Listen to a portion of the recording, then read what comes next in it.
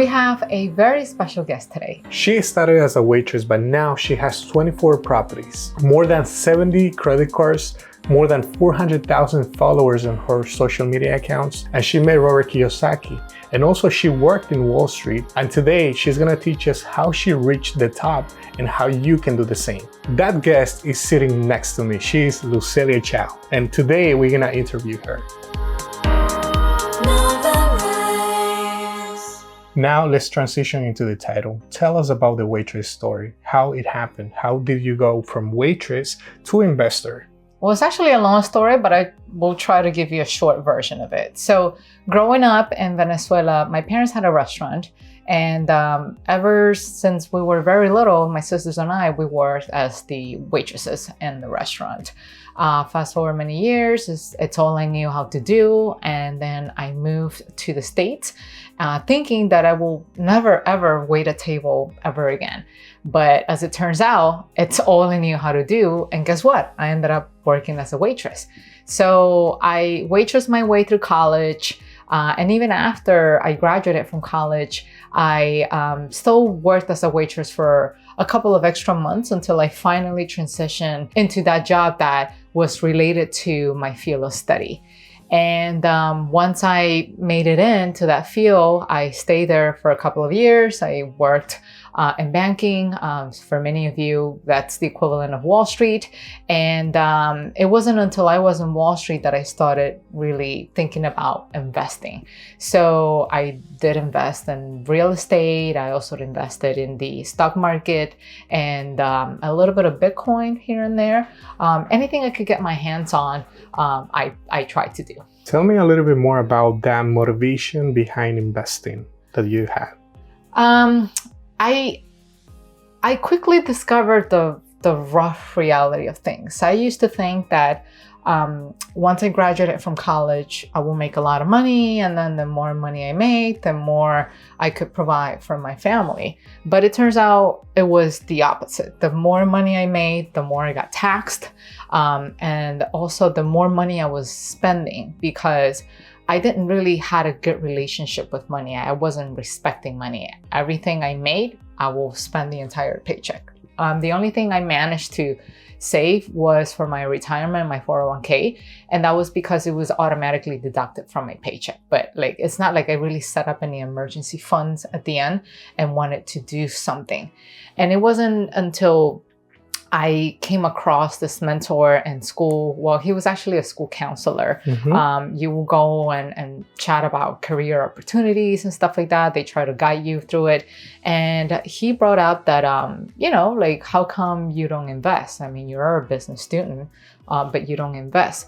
And up until that point, I didn't know that an average person like me was able to invest. I thought that investing was for the pros, or like people with status, or people with licenses, or people that came from rich families that, had the power to invest in the stock market. I didn't know that it was something as simple as just simply opening an account in a brokerage called Robinhood or Webull, call it Vanguard or Charles Schwab, anything you can get your hands on out there. I didn't know it was that simple as just, filling up an application and then just opening up the account.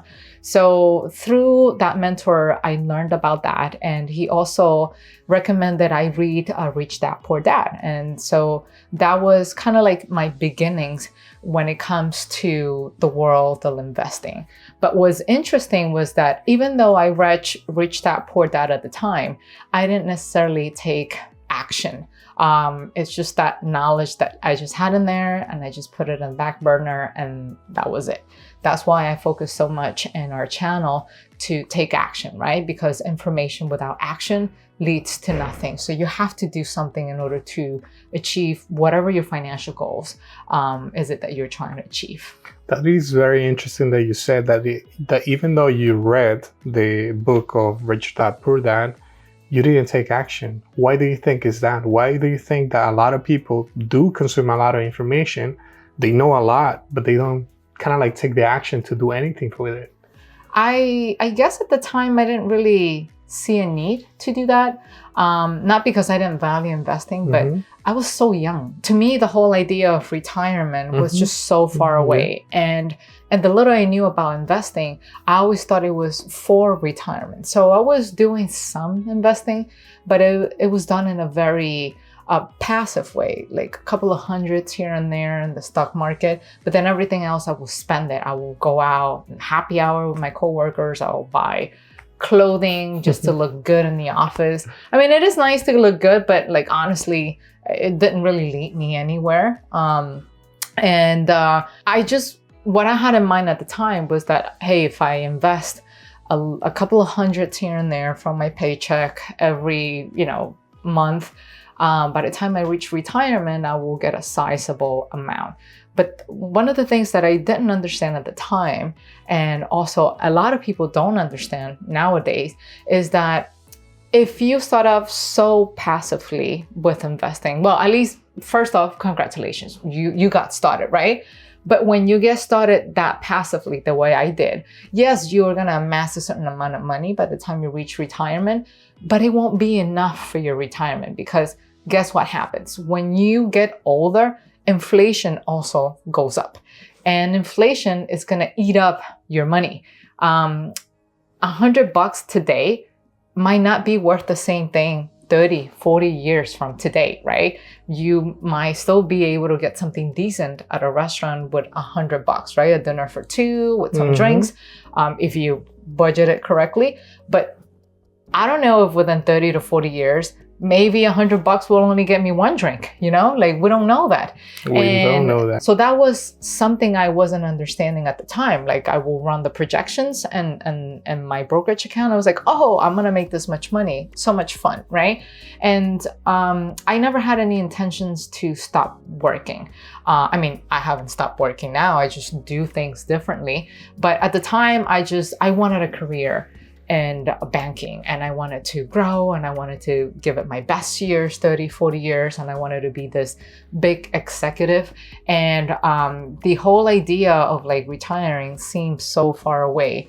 And I think that's the reason why I didn't really take further action into doing more aggressively, whether it was investing in real estate or in precious metals, until life took a turn on me and sort of like forced me to be more aggressive with my investments. Wow, that's quite a journey. Thank you for sharing. I want to piggyback a little bit in what you just said, like before, about respect money. What do you mean about that, respecting money? Well, I think a lot of us are taught to fear money, right? It's like, oh, money is associated with people who are unhappy, or associated with something that is not good. Like you must have done something bad in order to earn that much money. And that's not necessarily the case. That's one bucket. The other bucket, and where some might be, is that they just don't appreciate how difficult it is to make money. The minute you make money, you spend it. The minute you make money, you spend it. Yes, I struggled through college. I worked as a waitress. I pulled in my hours and all of that stuff. But then the moment I was earning it, it felt easy because I earned it and I used my intellect and I make money. But I failed to understand that over the years, that intellect may go away because you're getting older. You might need to go to the doctor more often. You might have to go dementia and stuff like that. So a lot of those things I took for granted. And within that also include money. And part of me was afraid because of the culture that I was brought in Latin America. But at the same time, I liked money because my parents were business owners. So I was used to seeing a lot of cash coming in through the business, and a lot of cash going out, right? Because we had staff and we have inventory that we needed to pay. So like I was comfortable seeing money, but I didn't necessarily respect the money. When you respect money, you value it, you use it as a vehicle to get someplace else, but you're not afraid of it. You're not thinking at the end of the day that it's going to come back and haunt you, or that it's going to bring you unhappiness and stuff like that. You have it as a resource, but money in itself cannot do anything. It is you, the person who has the money in your hand, that gets to choose what you want to do with that money. Do you want to invest it and grow financially, or you want to spend it in fancy clothing and just not go anywhere? Yeah, you might look nice, but I mean, eventually, like, what else is it going to do for you? I completely agree. You need to take action now, today, with everything that you learned, because it's very important if you want to succeed in life. Now, the next question that I have for you, Lucelia, is why did you decide to share all this knowledge online? Like, what was the motive behind that? I consider myself to be very lucky, right? Like, I have a lot of people who have helped me along the way to learn and to advance or grow in life, whatever the term you want to use. But that was also there, like, passively. I wanted to give back somehow. It wasn't until I expanded into real estate and you and I actually started going to networking events, seminars, and we got to know people. And you know, every time you do introductions, you tell your story, and then I get to tell my story. And eventually, people were very amazed at the fact that I was able to get 24 properties in such a short amount of time. I mean, it's like unfathomable for some, although we've met people who have done even a lot more and greater scale, and makes me look like a tiny little dot next to them. But the people that we were meeting at the time were actually very curious and they wanted us to know. And so in part, it was kind of like your idea in a way, that you proposed, hey, rather than you going out there and repeating yourself over and over again, because not that there's anything bad with it, but the more I repeat it myself, the least I had to learn from other people. So you thought that it was a great idea to record a series of videos with the steps to follow, that could lead them to potentially get, you know, multifamilies. And, you know, every time I will meet somebody, I will just send them to those videos. And in fact, those videos wind up being uploaded to YouTube. And if you search through our earlier videos, it is actually the first 5 or 10 videos that we decided to create a series. And even says module next to it. Yeah, I started labeling just to make sure people wouldn't get lost, you know, like module 1, because module if you 2. jump to module 3, then chances are things won't make sense for you. So if you started off with module 1, then you can, you know, learn everything in a linear way and facilitate your further learning down the road. So in a nutshell, that's how it started. That's how I was motivated, quote unquote. It was more of like the need to learn more.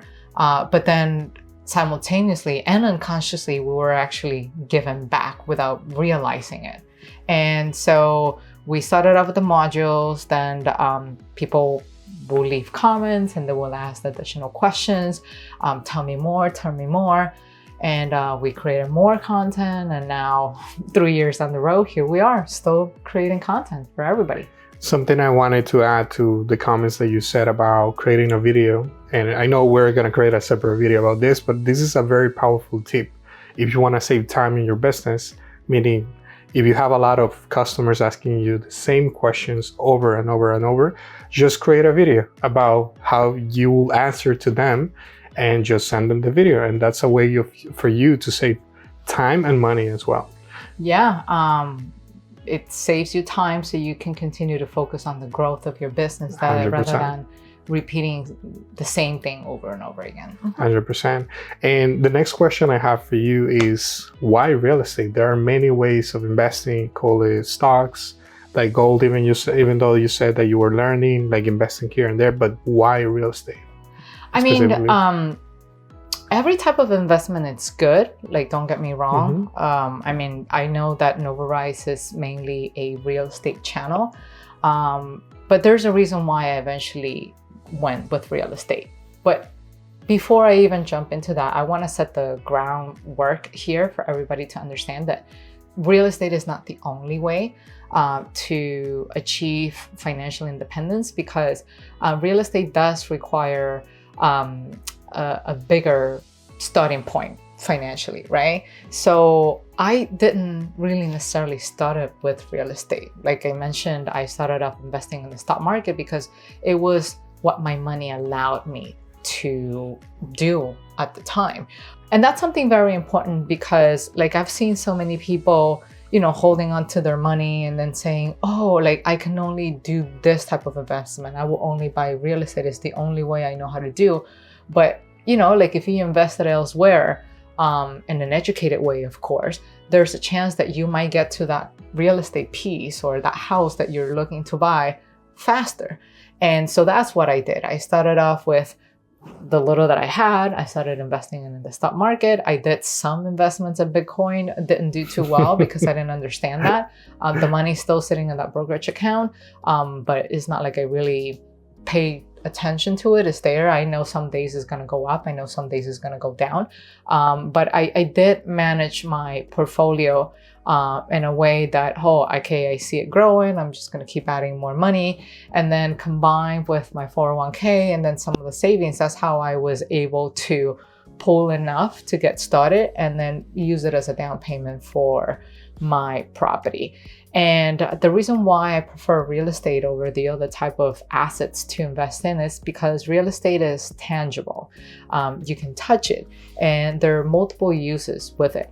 Now, don't get me wrong, I know Facebook has a building you can touch, and I know Amazon has a building you can touch, but what you're touching is the real estate. You're not really touching the business. And when you invest in a Facebook stock, now called Meta, or Amazon, you don't even know what exactly you're buying. I mean, yes, you're buying shares and they're classified according to whatever type you're buying. But at the end of the day, it's not like you can line it up to like, oh, is it a share in this department, or is it a share in this section? Is it a share in this product? You don't really know, and it's not really tangible. And there's not much you can do with it. With real estate, right? What can you do? You can cash out, refinance it. You can also HELOC it if that's where you're residing right now. You can also rent it out to generate further cash flow, or you can just leave it there untouched. And then over the years, you let the equity go up, and then you can pull the equity out and then continue to expand in real estate. So it was a lot more versatile tool. And it was also proven over the years that it could withstand the changes in the economy, regardless of the inflation. With that, I'm not saying that there's no corrections happening in the market. Everywhere you invest, there's always going to be some type of correction. But the point I'm trying to make is that if you invest in it with a strategy for the long term, you will see that real estate will continue to grow over and over again. Not to mention the different tax strategies you can get out of it. I was going to ask about that. The tax strategies, benefits, and all of that. Yeah, the beauty about real estate is that let's say, for example, if you're investing in the stock market, there are some ways for you to get some tax benefit out of it, but you have to work on it in a very active way, like almost like a full-time kind of way. It has to be your career, right? But with real estate, you can do it passively, you can do it on a part-time basis, and you can still, do your full-time job or dedicate your time to your business if you have one. And real estate can continue to do its thing in the background, and you can still reap the tax benefits that real estate has to offer to you. Very interesting. That was some awesome information. Thank you, Lucelia, because there are a lot of benefits investing in real estate, like she mentioned. Now, I know when it comes to expansion, a lot of pain points happen. And I want to know a little bit about those failures, challenges, emotional stresses that you had when you started expanding in real estate.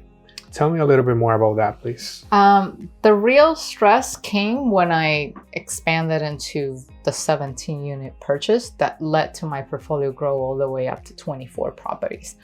For those who don't know, when you're buying multifamilies, it's a whole different monster. It's a whole different ball game. The requirements are different. The paperwork is different. And it is also a lot slower. Like, there are a lot of things that sometimes you feel you cannot control. And for the most part, you just cannot control, but you can push for it to move hopefully towards the direction where you're going to go.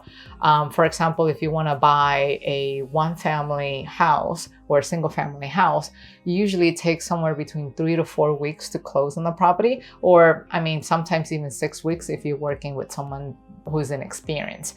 But when we're talking about a commercial loan, a commercial purchase, because anything 5 families and above is considered commercial. We're talking about a 3-month period that it's gonna take for that loan to close. Lots and lots of appraisals involved, lots of insurance, and not just property insurance, flood insurance involved in the game. It just moves a lot slower, the amount of paperwork, copies of the leases. And I was caught up in like a lot of stress between working a full-time job, trying to close on that purchase. And at the same time, my dad was actually very sick at the time. So part of the purchase was done in order to generate more money to hopefully be able to provide him better care. Although I didn't necessarily know if he was gonna make it at that time. He was actually very ill, very sick. And the feeling of impotence was like at 1,000,000. So at that, the stress of buying the properties. And I will say a lot of it, in spite of the stress, was still manageable. But the part that made it a lot more difficult was not having my family support. My family at the time, they had just migrated to the state. I'm thinking about, hey, maybe it was difficult for them to adjust. It's a different culture. My parents came from a culture where they're used to working. They owned their restaurants. They were business owners that were used to waking up every day and going for work. And all of a sudden they're retired. They're here. They don't know what to do. They never planned for retirement. They just happened to be retired. And, that led to a lot of unanticipated events, so to speak. And so when I wanted to make this move into the purchase of the real estate, my family didn't really necessarily understood what I was doing. And what happens is, when people don't understand something, they hold a stand, right? Like they go against it. They don't want you to do it because it's too risky. Sometimes they do it out of love. Sometimes they just simply do it because they just don't know any better. And it was a very tough time because I was trying to do what was right for the family, for my parents. And it hurt that they couldn't really see it. They just saw it as, oh, maybe she's just trying to get more and like taking on more risk, and like she's risking everyone. And that wasn't really the case. And at the time, I think that the only thing that got me through was your support. You were there to help me out, to listen to me.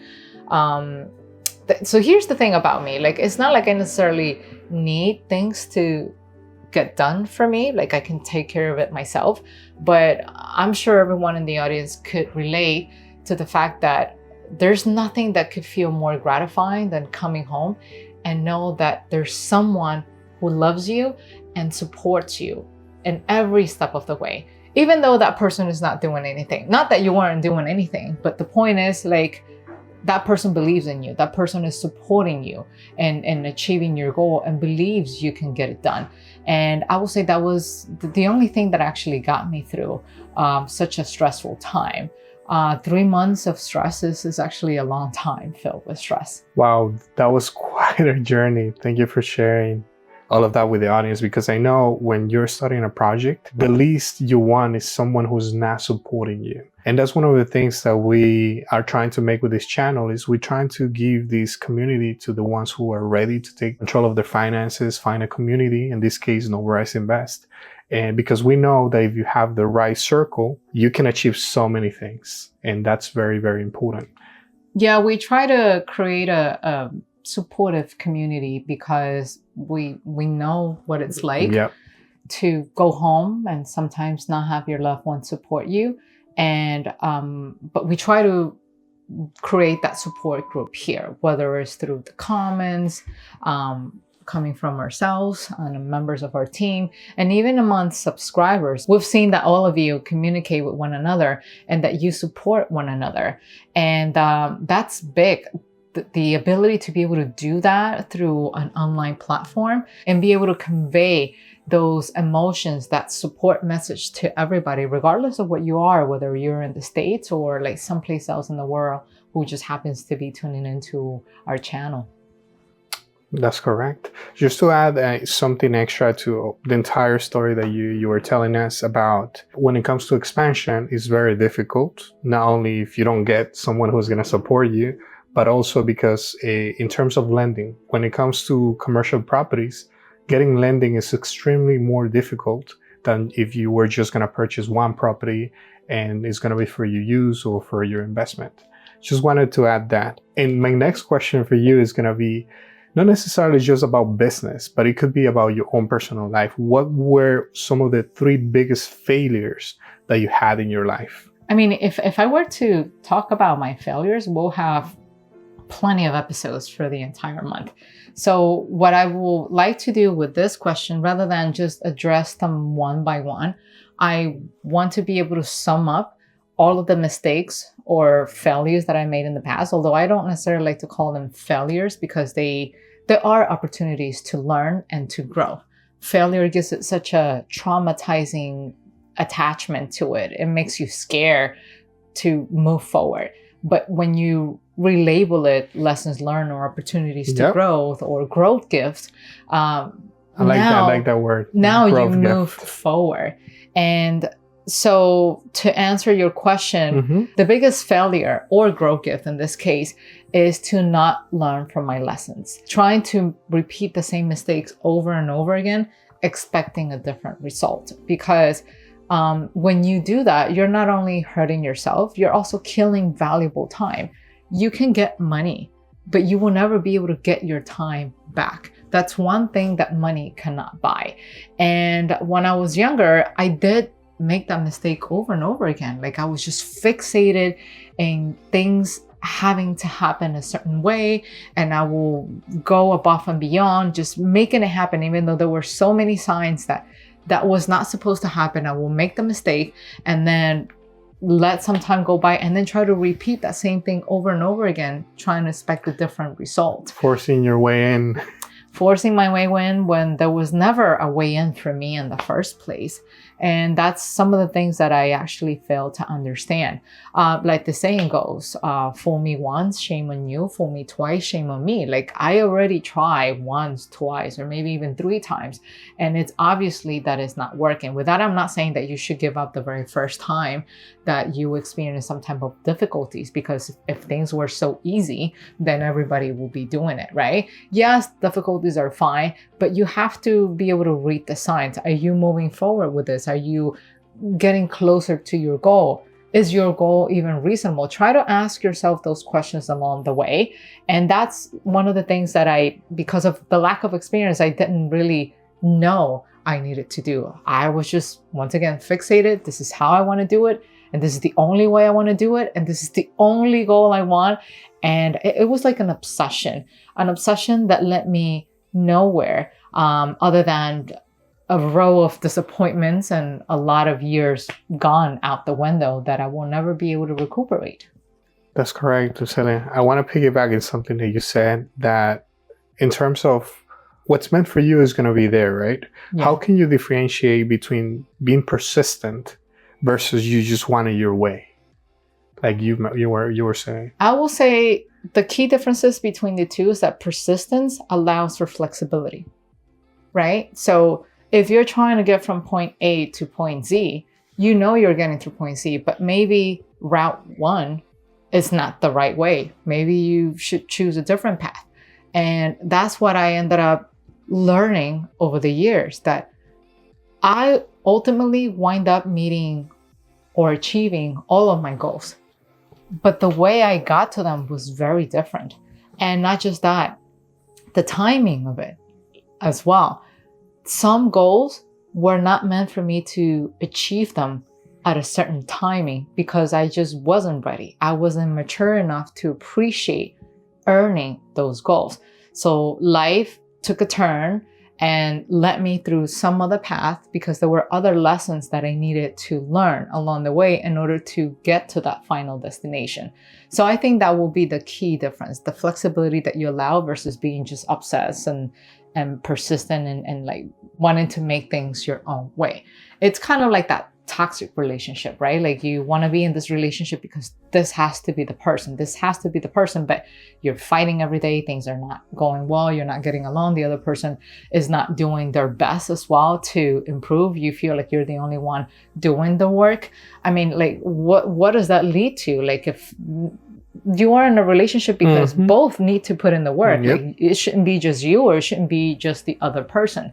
So, I mean, maybe there's a chance that that's not the right person for you, but you're fixated for that person. And the longer you hold on to that person, the longer you're pushing your happiness out, because maybe there's someone else that's meant for you to come your way. But because you have that spot fill, that person cannot enter your life because you're not willing to let this one go. Yes. Now, let's get back to Novarise. If the Novarise community were a person and you had them in front of you, what would you say to them? I will probably sound like a broken record because this is something I've said in the channel over and over again. I will tell them, don't leave for tomorrow what you can do today. Kind of like my anecdote with the book, Rich Dad, Poor Dad. Like, all that knowledge and no action, it won't take you anywhere. I will also tell them that to be selective of the people that they have in their surroundings, because you don't need toxic people around you. You want people to cheer your growth, people who support your growth, who actually want to see you grow. And if you don't have those within your circle, that's still fine. They will eventually come to you. You will seek for them and they will come to you.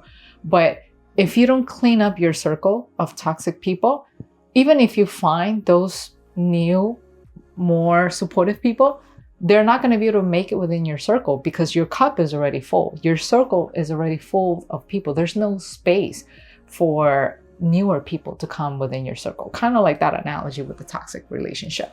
So you have to be willing to take action and let go some of those relationships. And I'm not talking just about love relationship, even friendships as well can be toxic from time to time.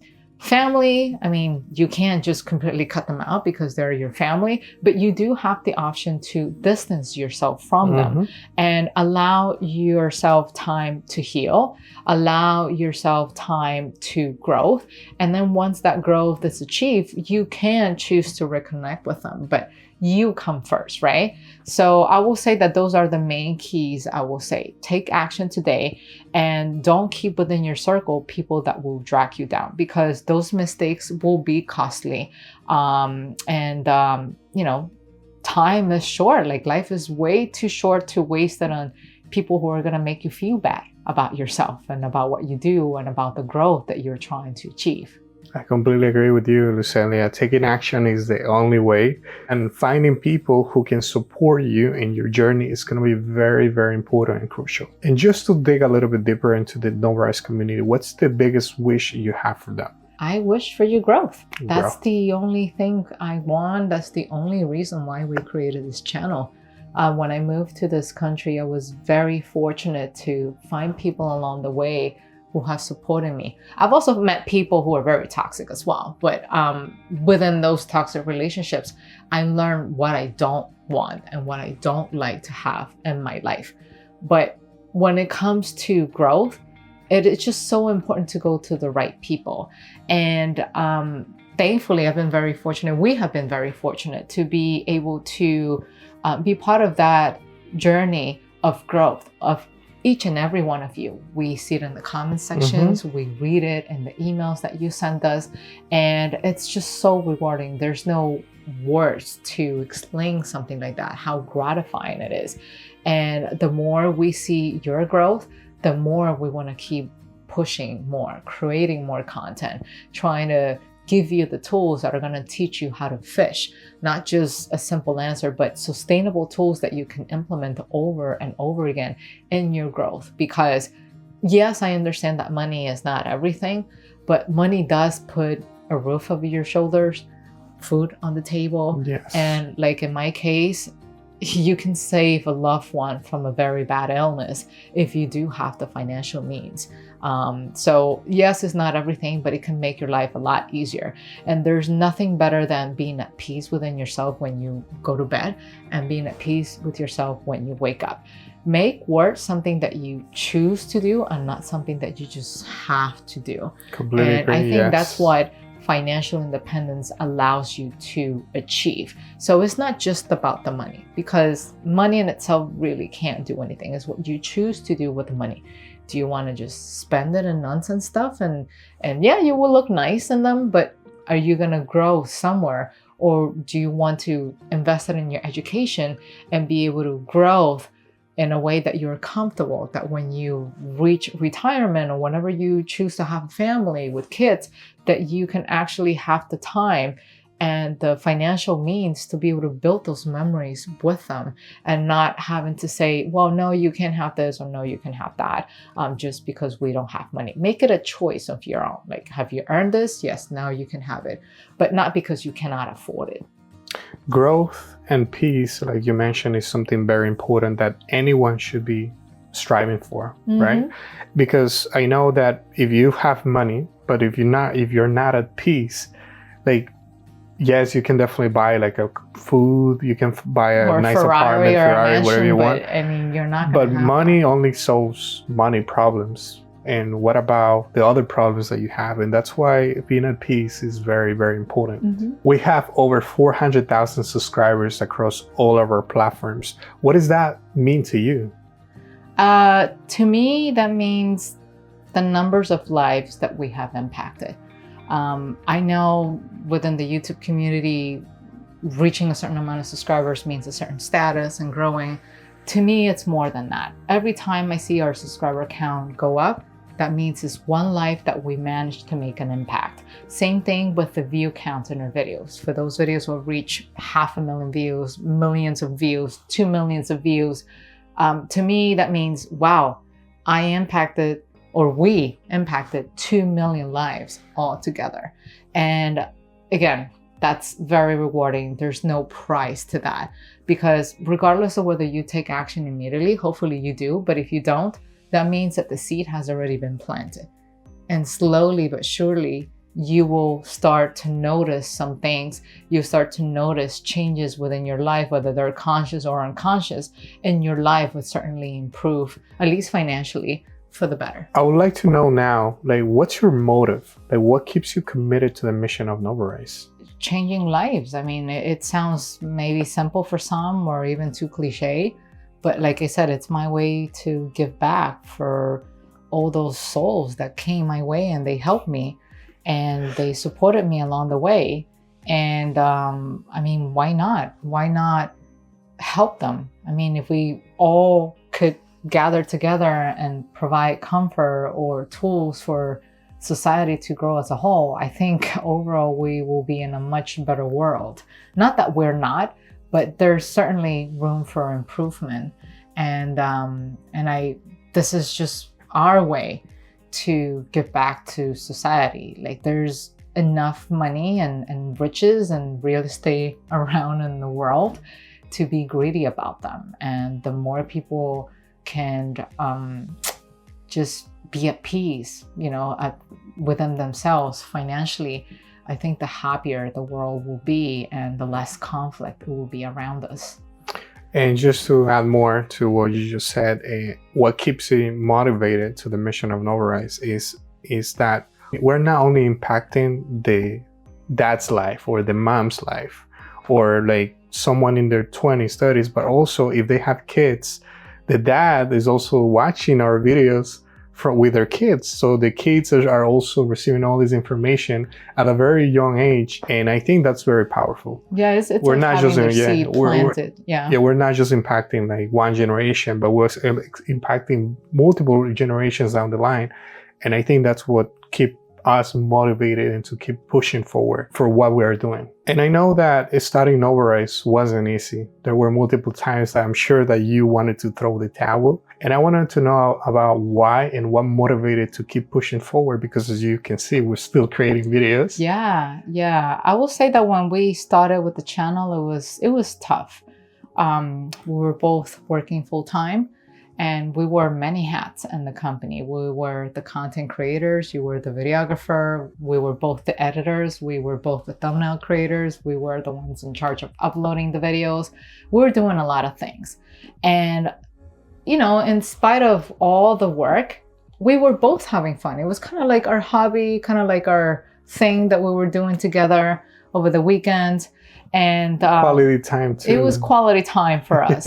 But I think what really made it challenging is when we started putting the content out there and it wasn't well received. Not because the audience wasn't appreciative. I think our channel was so new, and although YouTube has been in the space, YouTube has been in the space for quite a long time. The stuff that we were teaching, like you said, was unconventional. And in addition to that, I was the only woman in the field at the time. I mean, there were other YouTube channels that talked about general finances, but that usually was involved with other topics that were covered. Like, it wasn't solely just real estate. I mean, the closest channel I could think of was, there were a couple. So they will either come up together in their videos, or the wife would do one video and then the husband would do others. But it was, I think I was the only one at the time. I'm not sure. But if I wasn't the only one, I was definitely among the very few at the time that was teaching that content. And YouTube didn't really necessarily know who to show the content to. And so the feedback that we got at the time was very hurtful. Like, it was, there were mean comments, let's just put it that way. And it wasn't just simply attacking the type of work that we were doing, but it was also attacking me as a person. And granted, I know that maybe they don't know me and stuff like that, but it was very hurtful at the time, because the time that we have was very limited, and we were using our time to create something with love. We didn't have the money as well to hire anyone. And so we were putting a lot of our energy and our sweat into creating something that we put out there with the hope of helping people. But then very few appreciated it. And it wasn't until a couple of months later that YouTube finally figured out the right audience, the right avatar, and it started showing our content to the right people, you who happens to be watching right now. And that's when things become more fluid for us. We were getting feedback that was relevant to the content, not just the simple, oh, you suck, or you don't know what you're talking about. I mean, we still get those from time to time, but like, we know that, okay, let's just move on. Let's just focus on the comment that will help us continue to grow, because this is what the audience need. And then we take that, we put it into a video, a storytelling that's going to provide context and the how-tos that the audience will need. And that's what we have been doing, and what continues to push me going forward ever since that moment. It's the comments, the messages that we get, the emails about how our content has changed their lives, and we just want to keep doing that. We're very grateful to have you as part of this community, but for the ones that didn't know, we also have a student community for the ones who purchase our program.